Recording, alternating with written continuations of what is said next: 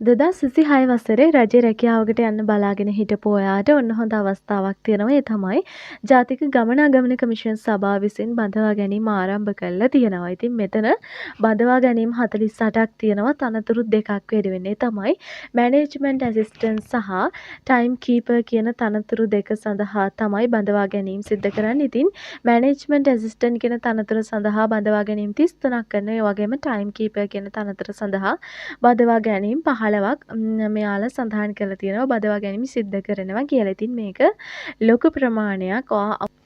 ඉතින් ඔයා උසස් පෙළ විභාගය කරලා තියෙනවා නම් එහෙම නැත්නම් ඔයා සාමාන්‍ය පෙළ විභාගය විතරක් කරලා තියෙන කෙනෙක් නම් ඔයාට මේ තනතුරු සඳහා ඇප්ලයි කිරීමේ හැකියාව තියෙනවා. ඒ නිසා අපි බලමු මේ සඳහා අවශ්‍ය කරන මූලික සුදුසුකම් මොනවද සහ අමතර සුදුසුකම් මොනවද, වයස් සීමාව කොහොමද, වැටුප කොහොමද, සහ ඔයාලා දැනගෙන ඉන්න ඕනි මේ සඳහා අයදුම් කරන ආකාරය සම්බන්ධව මේ වීඩියෝ එකෙන් කතා කරනවා. ඒ නිසා වීඩියෝ එකේ අවසානයේ වෙනකන් ඉන්න කියලා මතක් කරනවා. හරි, ඉස්සෙල්ලම අපි කතා කරමු පෝස්ට් ඔෆ් මැනේජ්මන්ට් ඇසිස්ටන්ට් කියන තනතුර සඳහා කොහොමද බඳවා ගැනීම සිද්ධ කරන්නේ.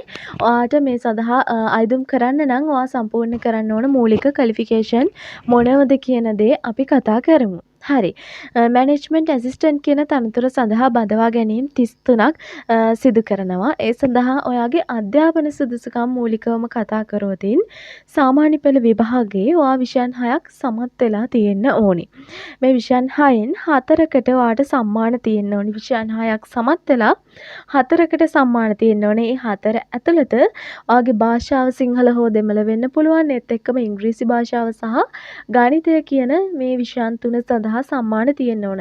ඔයාට සම්මාන තියෙන විෂයන් 4න් 3කට මෙන්න මේ සිංහල, ඉංග්‍රීසි සහ මැත්ස් කියන මේ සබ්ජෙක්ට් තුනට සම්මාන තියෙන්න ඕනි කියලා එයාලා සඳහන් කරලා තියෙනවා. ඉතින් මේ රිසල්ට් එක ඔයාට මේ අවම සුදුසුකම මීට වඩා ඔයාට රිසල්ට් එකක් තියෙනවා නම් කිසිම ප්‍රශ්නයක් නැහැ. මේ අවම සුදුසුකම ඉතින් ඔයාට පළවෙනි වතාවේ මේ කියන්නේ ඔයා සාමාන්‍ය පෙළ විභාගයේ මේ රිසල්ට් එක අරගෙන තියෙන්නේ දෙසරයක් තුන් සැරයක් ලියලා නම් එහෙම දාලා වෙන්නේ නැහැ. ඔයා පළවෙනි සැරේම සාමාන්‍ය පෙළ විභාගයෙන් මේ රිසල්ට් එක තියෙන්න ඕනේ. විෂයන් 6ක් සමත් වෙලා 4කට සම්මාන තිබිලා ඒ 4 ඇතුළත මේ සිංහල, ඉංග්‍රීසි, මැත්ස් කියන සබ්ජෙක්ට් තුන තියෙන්න ඕනි.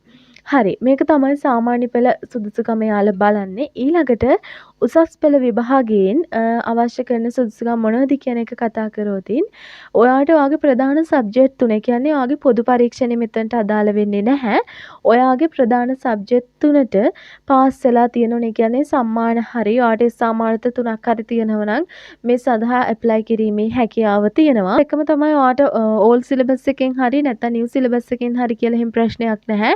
ඔයාට පරණ එකෙන් හරි අලුත් එකෙන් හරි මේ රිසල්ට් එක තියෙනවා නම් ඔයාගේ සබ්ජෙක්ට් තුන පාස් වෙලා තියෙනවා නම් ඇප්ලයි කරන්න හැකියාව තියෙනවා. ඒත් එක්කම තමයි ඔයාට කම්පියුටර් ලිටරසි එක තියෙන්න ඕනේ. කම්පියුටර් එකකින් වැඩ කිරීමේ හැකියාව, Word, Excel, PowerPoint ඒ වගේ ඒවා හසුරවන්න, ඒවත් එක වැඩ කරන්න හැකියාව තියෙනවා නම්, යම් ප්‍රමාණයකට හරි දැනුමක් තියෙනවා නම් ඔන්න ඔයාට ඇප්ලයි කිරීමේ හැකියාව තියෙනවා. හරි, ඊට පස්සේ ඔයා අභ්‍යන්තර අයදුම්කරුවෙකු විදියට අවශ්‍ය කරන ක්වොලිෆිකේෂන් මොනවද කියන කාරණා ගැන මම මෙතනදි කතා කරන්නේ නැහැ. මොකද ගොඩක්ම අය ඉන්නේ බාහිරින්ම අයදුම් කරන අය. ඔයාට බලා ගන්න පුළුවන් සහ ඔයා දැනුවත් ඇති අභ්‍යන්තර අයදුම්කරුවෙක්ට අවශ්‍ය කරන ක්වොලිෆිකේෂන් මොනවද කියන කාරණා ගැන. හරි, ඊළඟට අපි වැදගත්ම දේ කතා කරමු වැටුප කොහොමද කියලා.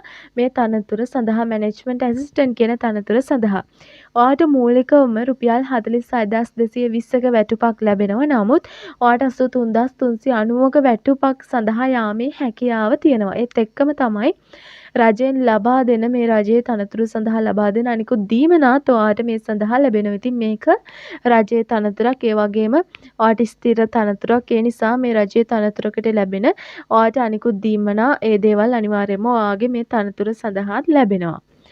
ඊට පස්සේ ඔයා දැනගෙන ඉන්න ඕනි අමතර දේවල් ටිකක් තියෙනවා. ඒ තමයි ඔයා ලංකාවේ පුරවැසියෙක් වෙන්න ඕන. ඒ වගේම තමයි ඔයා මේ සඳහා සුදුසුකම් ලැබුවොතින් ඔයාට දිවයිනේ ඕනෑම ප්‍රදේශයක වැඩ කිරීමට කායික මානසික හොඳ යහපත් සෞඛ්‍ය තත්ත්වයක් තියෙන්න ඕන.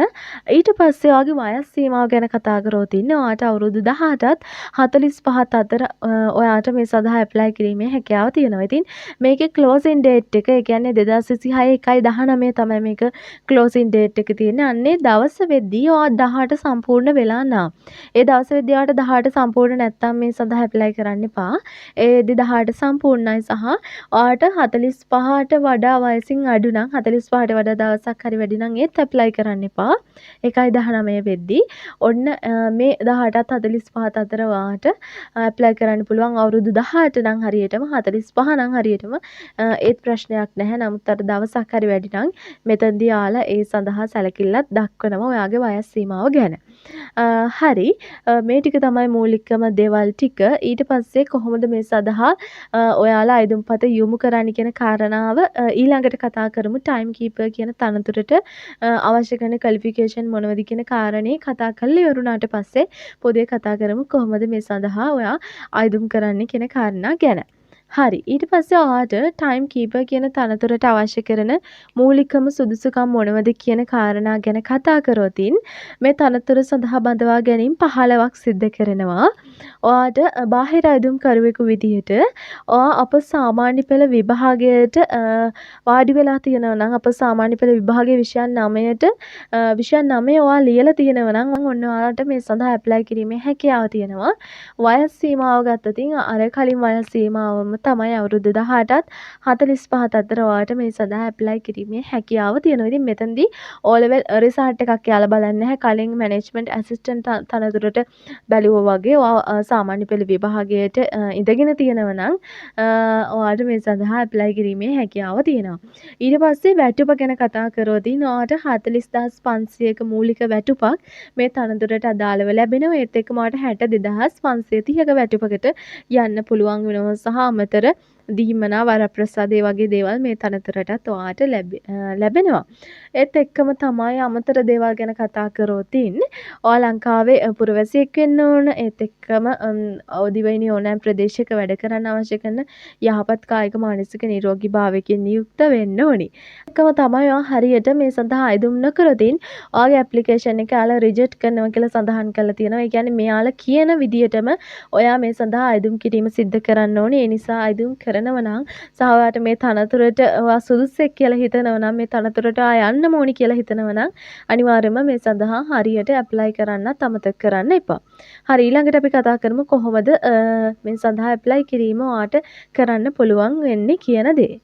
හරි ඊට පස්සේ මේ සඳහා අයදුම් කරන්නේ කොහොමද කියන කාරණය ගැන කතා කරොතින් ඔයාට මේ ඩොකියුමන්ට් එකේ අවසාන හරියට આવොතින් ඔයාට බලා ගන්න පුළුවන් අංක 4 ඇදතේ ලින්ක් එකක් තියෙනවා. ඒ ලින්ක් එකෙන් ගිහිල්ලා ඔයාට Google ෆෝම් එක ෆිල් කරලා මේ සඳහා අයදුම් කිරීමේ හැකියාව තියෙනවා. ඉතින් මේ ලින්ක් එක ක්ලික් කරාට ඔයාට අදම බැරි වෙයි මේ සඳහා Google ෆෝම් එක ෆිල් කරන්න. මොකද එයාලා තාම ඇක්සස් දීලා නැති නිසා. ඒ නිසා එයාලා ඉක්මනට මේ සඳහා ඇක්සස් දුන්නට පස්සේ ඔයාට මේක ඇප්ලයි කරන්න පුළුවන්. ඉතින් ඔයා මේ වීඩියෝ එක බලන වෙලාවේ සමහර විට මේ ලින්ක් එක වැඩ කරන්න පුළුවන්. මම මේ වීඩියෝ එක කරන වෙලාවේ නම් මේ ලින්ක් එක වැඩ කරේ නැහැ. මොකද එයාලා තාම ඇක්සස් දීලා නැති නිසා. එයාලා ඉක්මනින්ම මේ සඳහා ඇක්සස් ලබා දෙයි. එතකොට ඔයාට පුළුවන් මේ ලින්ක් එක ක්ලික් කරලා Google ෆෝම් එක ෆිල් කරලා ඔයාට මේ සඳහා අයදුම් කරන්න. ඉතින් මෙන්න මේ දේවල් ටික තමයි මූලිකම දේවල් සහ ඔයා දැනගෙන ඉන්න ඕනි දේවල් මේ තනතුරට අයදුම් කරන්න. මීටත් අමතරව ඔයාට මොන හරි ප්‍රශ්නයක් තියෙනවා නම් අනිවාර්යයෙන්ම පහලින් කමෙන්ට් එකක් දාන්න. මේකට ඇප්ලයි කිරීම සම්බන්ධව ඔයාට මොන හරි ප්‍රශ්නයක් තියෙනවා නම්.